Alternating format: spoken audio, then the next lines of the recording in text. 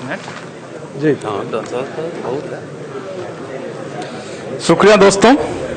दरअसल हम लोगों को इस समय अपना अपना काम करते हुए होना चाहिए था। मुझे अपना थीसिस लिखना चाहिए था, आप लोगों को अपना अपना जॉब करना चाहिए था, लेकिन आप लोग इतने महत्वपूर्ण समय में यहाँ पर इकट्ठा हैं।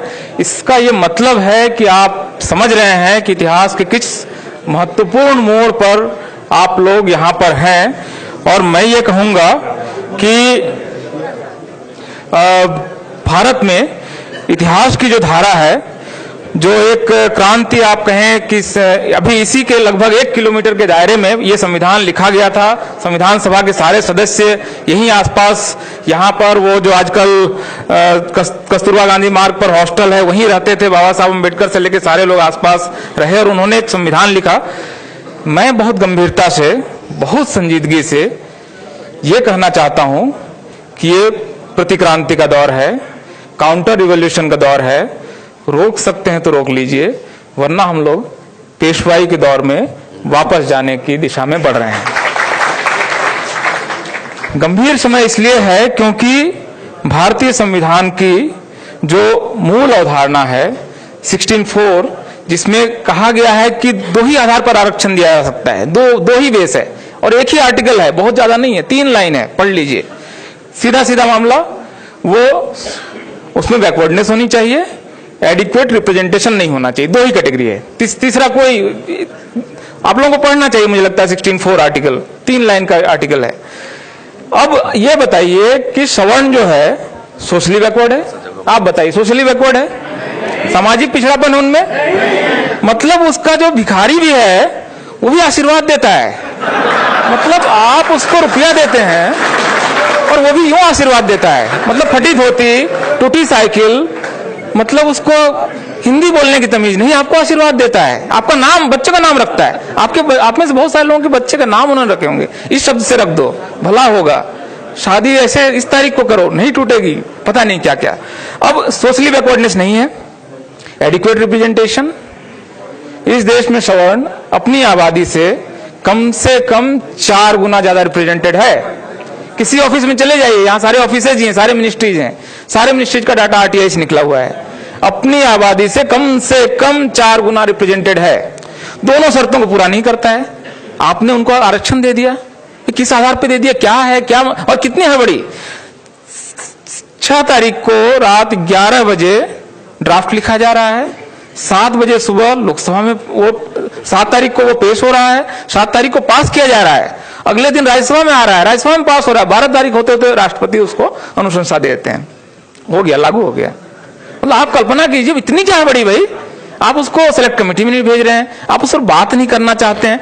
जिस आर्टिकल को लिखने में और जिस संविधान को लिखने में 2 साल से ज्यादा समय लगाया देश के सारे विद्वानों ने, बाबा साहब ने मतलब रात 1-2 बजे तक मेहनत की, उसको आपने मिनटों में यूं बदल दिया। आपके कैबिनेट के मंत्री को पता नहीं, 8 तारीख को एक कैबिनेट मंत्री, इसी सरकार के एक मंत्री संसद में जवाब दे रहे हैं एक प्रश्न के जवाब में कि अपर कास्ट के गरीबों को आरक्षण देने का कोई प्रस्ताव पेंडिंग नहीं है हमारे पास। जिस दिन वो पारित हो रहा है, आप कल्पना कीजिए कि सरकार किससे छिपा रही है।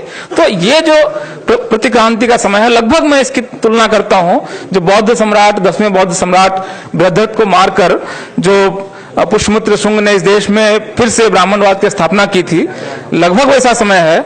2015 में आपके तेजस्वी जी, अली अनवर साहब, आपके बिहार में जब वो कहते हैं मोहन भागवत कि हम इस संविधान की समीक्षा करना चाहते हैं। कोशिश हुई थी पिछले बार भी, वाजपेयी जी के समय में उन्होंने संविधान समीक्षा आयोग बनाया था, उसकी रिपोर्ट आई थी, आप पढ़ के देखिए। मतलब ये संविधान से इनको बैर है, झगड़ा है। संविधान इनके मार्ग का सबसे बड़ा बाधक है। इसलिए मेरे ख्याल से संविधान ने हमें 70 साल में क्या दिया, नहीं दिया, इस पर बात हो सकती है, शायद इसको और शानदार कुछ देना चाहिए था। लेकिन यह संविधान इस देश में मनुवादियों के रास्ते का एक बहुत बड़ा रोड़ा है, जो एंटी कॉन्स्टिट्यूशनलिस्ट हैं उनके रास्ते का बहुत बड़ा रोड़ा है। हमें अपनी पूरी ताकत के साथ, पूरी संजीदगी के साथ इस समय संविधान के पक्ष में खड़ा होना है। इस समय किसी पार्टी के पक्ष में नहीं हूं, किसी विचारधारा का मामला नहीं है। इस समय लेफ्ट राइट छोड़ देते हैं, थोड़े समय के रोक देते हैं कि ये मूल निवासीवादी है, नहीं है, ये लेफ्ट है, ये राइट है, सेंटर है, छोड़ देते हैं। इस समय अगर आपकी आस्था इस देश के संविधान में है और आपको लगता है कि ये संविधान अगर है तो ये देश बचेगा, संविधान के बगैर तो ये देश नहीं था ना। आज से 100 साल पहले अगर ये देश आजाद हुआ होता तो ये नक्शा नहीं था, कुछ और होता, पता नहीं कितने टुकड़े में होता। तो इस समय इस देश को बचाने का प्रश्न है, इस संविधान को बचाने का प्रश्न है, और ये देश अगर इस रूप में नहीं बचता है तो पता नहीं क्या होने वाला है। आप कल्पना कीजिए, जिसकी बात सुप्रीम हाई कोर्ट के चीफ जस्टिस साहब कितनी गंभीरता से कह रहे हैं कि ये देश गृह युद्ध की तरफ बढ़ रहा है। जस्ट इमेजिन द सिनेरियो, मतलब आप कल्पना कीजिए उस देश की जिस समय इस देश का वंचित को ये लगेगा कि इस देश में ये जो संविधान है जिसको तोड़ मोड़ दिया गया और हमें फेल कर रहा है, कॉन्स्टिट्यूशन हमें हमारे जो महत्वाकांक्षाएं उसको पूरा नहीं कर रहा है। मतलब आप कल्पना कीजिए उस देश की। तो ये जो चीफ जस्टिस साहब हमें अलर्ट कर रहे हैं, उस स्थिति से अगर बचाना है, हम में से कोई नहीं चाहता है कि वो देश उस स्थिति में जाए जहां पर गृह युद्ध हो। तो अगर इसको बचाना है तो देश इस समय गलत लोगों के हाथ में है, संविधान विरोधियों के हाथ में है। संविधान बचाने का प्रश्न है। मैं रोस्टर पर इसमें बात नहीं कर रहा हूं, इस पर बात हो चुकी है।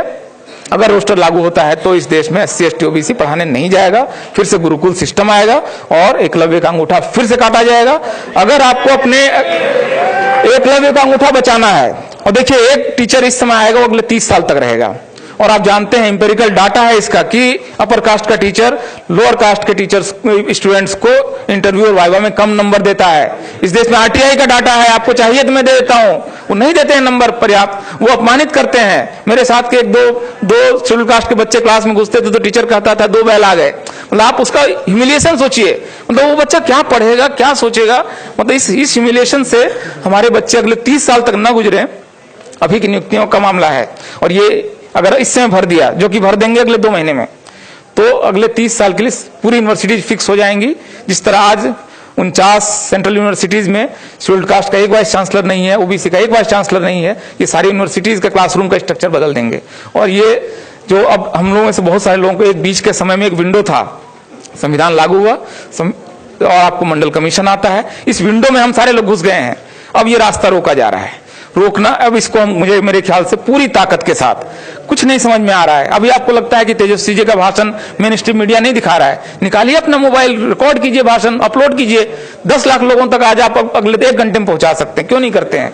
कौन रोक सकता है इसको? आपके हाथ में टूल है। आप इन बातों को रखिए। और 31 तारीख को मुझे लगता है कि दिल्ली में बहुत बड़ा प्रदर्शन होने वाला है, मंडी हाउस से लेकर संसद मार्च तक, संसद भवन तक, उसमें शामिल होइए। और सीधा इस समय मेरे ख्याल से बहुत सारे इश्यूज जो अमलेश जी उठा रहे थे कि SP क्या करे, BSP क्या करे, मुझे लगता है इसको छोड़ना चाहिए। इस समय हम भारत के नागरिक के तौर पर संविधान की रक्षा के अपने पवित्र दायित्व को पूरा करें। मेरे ख्याल से ये एजेंडा है, यही हमारा एकेडमिक्स का एजेंडा है, यही हमारे पॉलिटिक्स का एजेंडा है। बहुत बहुत धन्यवाद दोस्तों, बाकी लोगों को सुनते हैं।